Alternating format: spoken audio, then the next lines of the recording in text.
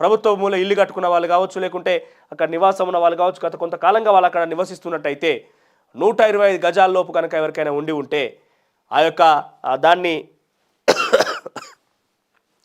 Regularise చేసే విధంగా గత ప్రభుత్వం ఆదేశాలు జారీ చేసింది ఉచితంగానే.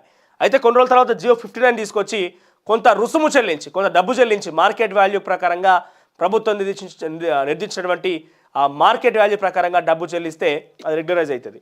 అయితే ఆ రకంగా అదునుగా చూసి ఈ డబ్బు చెల్లించి రెగ్యులరైజ్ చేసే విధానాన్ని అదునుగా చూసి చాలామంది అక్రమార్కులు జియో 59 తప్పుదో పట్టించి కొన్ని వేల కోట్ల విలువ చేసేటువంటి భూములను కాస్త జప్తు చేసుకున్నారు.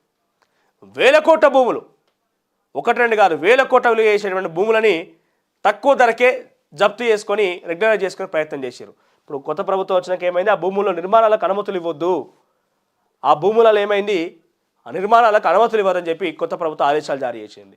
ఈ కోకాపేట లాంటి భూములలో కూడా ఈ యొక్క జియో 59ని అదునుగా తీసుకొని అనేక రకాలుగా అక్రమార్కులు దందా సురు చేసి వాళ్ళు అక్కడ పోయి పాగా వేసే ప్రయత్నం చేశారు. వాటి విలువ ఎంత అంటే మళ్ళా వేల కోట్ల రూపాయలు. ప్రభుత్వం వాళ్ళకి ఇచ్చిన తక్కువ ధరకే, మార్కెట్ వాల్యూకి ఇచ్చింది అంతే, ప్రభుత్వం నిర్ధారించిన మార్కెట్ వాల్యూకి ఇచ్చింది.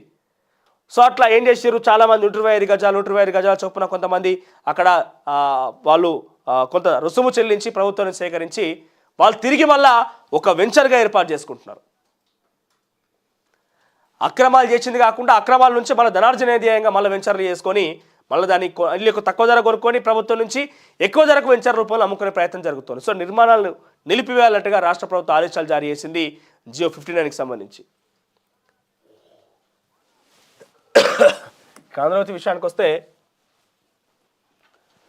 ఇప్పటికీ మనం మాట్లాడుకున్నాం విద్యా హబ్ గురించి, పిల్ల పెళ్లికి తులం బంగారం, ₹1,00,000 నగదు గురించి, ఆ తర్వాత కులగణన గురించి ఇప్పటికీ మనం మాట్లాడుకున్నాం. కాళేశ్వరం నిపుణులపై నిపుణుల కమిటీ, కేంద్ర జల సంఘం, నేషనల్ డ్యామ్ సేఫ్టీ అథారిటీ, ఇక రాష్ట్రంలోని సాగునీటి శాఖ ఇంజనీర్లతో ఏర్పాటు, లోతైన అధ్యయనం, నివేదిక ఆధారంగా చర్యలు, కృష్ణా జలాల ప్రాజెక్టులపై త్వరలో అఖిలపక్షం.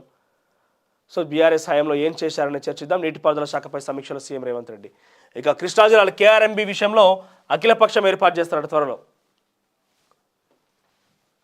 ఇకపోతే నాటి బాణమే నేటి బల్యం, షర్మిల ఉద్దేశించి కొత్త పలుకు అంటూ రాధాకృష్ణ రాసుకొచ్చిన వ్యాఖ్యలకు సంబంధించి వార్త హైలైట్గా ఉంది. ఇక దిమ్మ తిరిగి అమ్మఒడికి, ఇక క్యాబినెట్లోకి కోదండం. ఇక ఇప్పటికీ మనం మాట్లాడుకున్నాం బీజేపీని గెలిపించింది ఎందుకు కాంగ్రెస్ డమ్మీలు, ఆటోలో ప్రయాణిస్తున్న కేటీఆర్ గురించి మనం మాట్లాడుకున్నాం. ఇక క్యాబినెట్లోకి కోదండ, విద్యాశాఖను కేటాయించే అవకాశం, మంత్రివర్గ విస్తరణకు సీఎం కసరత్తు. ఫిబ్రవరి తొలి వారంలో ముహూర్తం, 6గురికి చోటు, మైనార్టీపై సందిగ్ధం, ఎమ్మెల్సీలుగా ప్రొఫెసర్ కోదండరామ్, అమీర్ నియామకానికి గవర్నర్ ఆమోదం.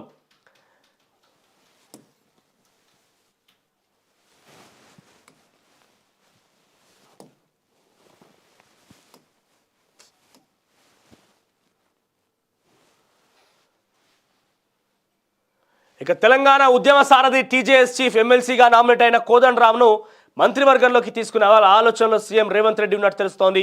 కీలకమైన విద్యాశాఖను ఆయన కేటాయించే అంశాన్ని తీవ్రంగా పరిశీలిస్తున్నట్టు సమాచారం.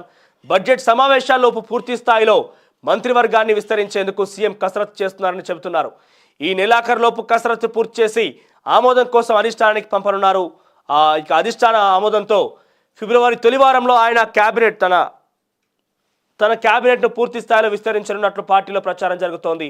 ప్రస్తుతం సీఎం సహా క్యాబినెట్లో 12 మంది ఉన్నారు. మరో 6గురికి విస్తరణలో ఛాన్స్ దక్కనుంది. కాగా టీజేఎస్ చైర్మన్ హోదాలో తెలంగాణ ఉద్యమం నడిపించిన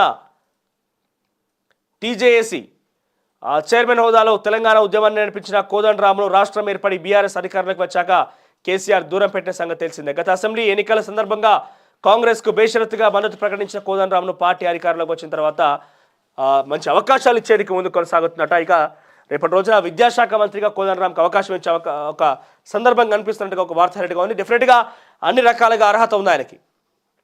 ప్రొఫెసర్గా విద్యార్థుల సమస్యలు తెలుసు, నిరుద్యోగుల సమస్యలు తెలుసు, అన్ని రకాలుగా పూర్తి అవగాహన ఉన్నది. కాబట్టి ఆయనకి విద్యాశాఖ కనుక కేటాయిస్తే నిజానికి విద్యార్థుల విషయంలో విద్యల విలువలు పెంచే విధంగా, విద్యా హక్కులు పెంచే విధంగా డెఫినెట్గా ఆ దిశగా ప్రయత్నం ఉంటుంది. కాబట్టి ఆ దిశగా ప్రయత్నం చేస్తే బాగానే ఉంటుంది. మరి